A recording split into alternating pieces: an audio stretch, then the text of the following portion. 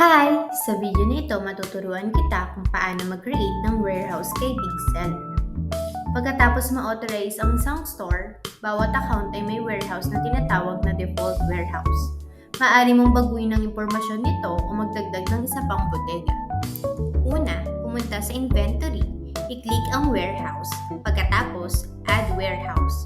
Pumili ng sariling warehouse at ilagay ang warehouse information. Kapag tapos ka na, i-click ang Save. Maaari mo rin iset ang default shipping warehouse dito. Pagkatapos, ay automatic kong ilalaan ang mga bagong order sa default shipping warehouse. Pagkatapos mo synchronize sa Big Seller. Kung gusto mo iset ang iyong default returning warehouse, mangyaring mag-click dito. Kapag nag-stockin ka na ng mga returns sa return managed list, ang warehouse na ito ang magiging receiving warehouse bilang default. Kung mayroon kang anumang iba pang mga katanungan, mangyaring mag-click dito upang makipag-ugnayan sa customer service. Ang aming customer service ay makikipag-ugnayan sa iyo kaagad. Kung mayroon kang anumang mga katanungan, ilagay ito sa comment section. Salamat sa panonood!